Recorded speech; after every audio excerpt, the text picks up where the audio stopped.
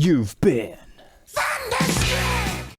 Welcome back, Troglodytes, to your daily dose of guitar information, the Trogly's Guitar Show.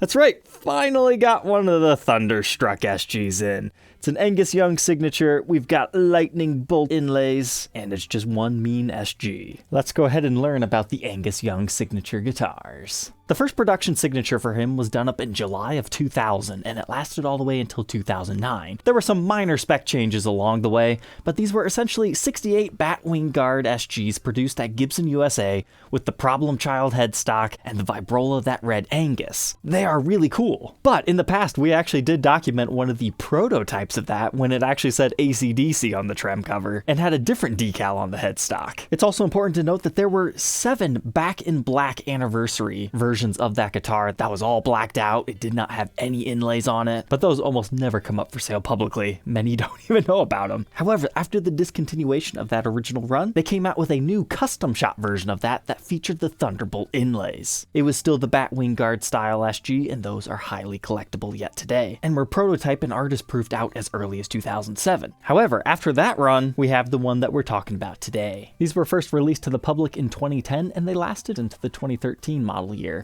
You're going to notice we have the Thunderbolt inlays, which is really cool, but it's a completely different SG style than we saw on all of his other signatures. This is more so akin to the 1961 because we have the half guard, how the SG was originally spec'd before they changed them up in the later 60s. So essentially a budget take on the custom shop version on a different style SG. That way they weren't upsetting collectors that had purchased that one.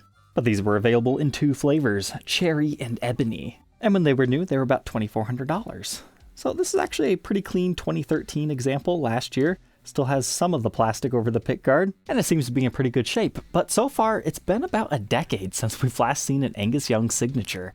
I would really like to see an Angus collection of guitars again from Gibson because, in my opinion, he is the #1 SG guy. I know they've been doing a whole bunch of Tony Iommis, and he was the first SG signature artist. I think it's time to give Angus some love again because these are getting expensive on the used market. They're easily 2 to 3 times their initial brand new price, before adjusting for inflation anyway. First impressions, it feels similar to a 61 SG that they create yet today. The biggest difference being we have a Nashville style bridge on this, and our cool inlays and stock witch hat knobs making it look a bit different.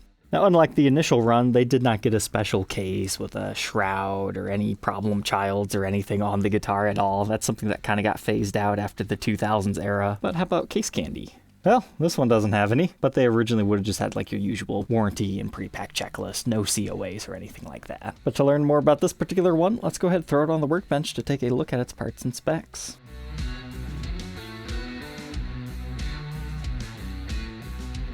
This one cleaned up very nicely, but let's go ahead and check out these pickups. I was shocked. Finally, I get an Angus Young signature guitar with the pickups in the right positions. Just like his first one, it's supposed to be a 57 classic in the neck, and then it's the Angus Young signature bridge pickup. For whatever reason, in the original Batwing Guards, I've noticed a lot of examples have them flipped. But that signature reads 8.62 k ohms within the circuit, the neck 7.75, and the middle for fun 4.08. But here's what the pickup cavities look like. Reads AC for aged cherry. Then our bridge pickup reads SGA3. But here's what it looks like if you take your tenon cover off or your pick guard. Just makes it look weird. But here's a look at each of those. This happens to have the plastic still on it, which is cool. It's chipped a little bit at the top because they peel. And when they start to peel, if you like that look for your collection, there's 2 different options. You can do what this guy did, cut off the area that's peeled up, or you can take a little bit of super glue and put it back. But sometimes that has varying results as far as how much you can see of that. That's cool to have that 10 years later. The tenon cover is just tiny single-ply plastic. The bridge is just your regular Nashville style, API branded, with a matching full-weight tailpiece. But kind of an interesting thing about these is the fact that they utilize a cream poker chip and switch tip. I think that goes back to one of the guitars that he used, but it definitely gives you an interesting vibe. I would have never thought to do that myself, but it does play off the binding quite beautifully. And of course, we still have our late 60s inspired witch hat knobs, 2 volumes, 2 tones, with the output jack on the front. That's just a straight up mahogany body. How many pieces? I couldn't see any seams along the end grain. However, sometimes it does look like a three-piece, but I couldn't see clear enough to really say one way or the other on this example. We've got a mahogany neck with the rosewood fretboard and our really cool lightning inlays. I've always been a big fan of these. It's just so cool to have on a guitar. Now, the custom shop versions are actually made of two pieces. So there's a rectangular one and then a triangle one. These are acrylic and they appear to all be one piece because you don't see any line like you do on the custom shops. So that's your trade-off. No longer being mother of pearl, but you get it all in one piece. It still has the usual 24 3/4 inch scale and 12 inch fretboard radius. Whoa, okay, Angus specs, that's for sure. 1.57 inches. That's a skinny nut. And just a hair under 2 for the 12th fret. 0.83 first fret neck depth. And wow, 0.87 by the 12th. It has the same neck profile as the other. I mean, I shouldn't be surprised, but I've always just looked at these as, yeah, cool inlay SG, but really you should think of them as, hey, signature small hand neck profile. Here's a look at that neck profile, 1st fret and 12th fret. It's nice and rounded C, but it's not very wide. It's skinny in that aspect. Moving on to the face of the headstock, our truss rod cover, I would assume that's Angus Young's signature, and the rod itself is looking good. Then we have the modern style clusins with a Gibson mother of pearl logo. And no problem child on this one, just the regular SG crown, which could be a pro or a con depending on how you look at things. I kind of miss the 2000s quirky models that have signature decals and stuff on the headstock. I don't think we will ever see that come back, but another good one to check out is the Slash. Now moving on over to the backside. This is just a wonderfully kept example. Are there scratches and light impressions? Yes. Up here, it looks like a ding, but it's actually proud underneath the finish. So there's some sort of a contamination on this one. And maybe a small scratch slash ding over there. And some minor scuffs down here from a strap or something. Looks like a couple of other contaminations back here. Then I noticed like a small scuff on the neck. Overall, I'd probably still consider this one collector's grade though. It's quite nice. If I was personally collecting SG models, there'd be no way I'd let this one go. But unfortunately, they're just not my favorite. But we've got our Gibson branded pots here with a 4/10/13 date. There are some cracks in the back plate, probably due from over tightening in a few areas. It's something to be aware of. And a strap button at the bottom and the heel. And then we can run upside the back of the neck. Same color as everything else. Nothing too much to go over there. Backside of our tuners before we get to our serial number, dating this one to 2013. Now I could not find any information as to how many of these they made, so that tells me they made as many as the market was willing to buy. All said and done, this one is 6 pounds, 13.1 ounces. Let's go ahead, plug it in, and get thunderstruck.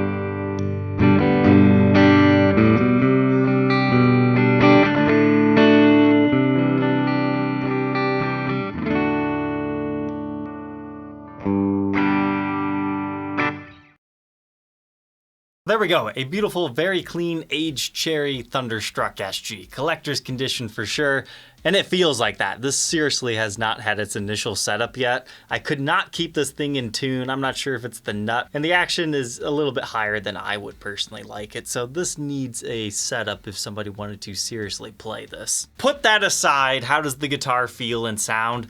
Honestly, I do not like the Thunderstruck as much as I like the first run SG. Mainly because I think this style SG just looks cooler. I mean, it's got the vibrola and everything, but even if you were to take that off, I think I'd still prefer this. And this is something that you can't see by photos. These are chunkier.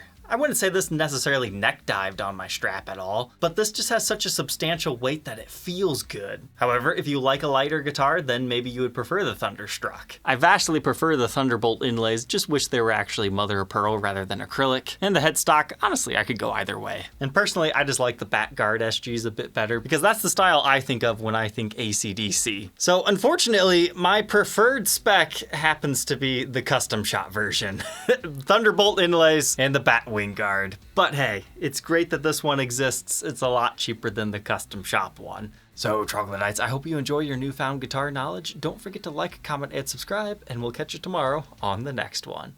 Take care.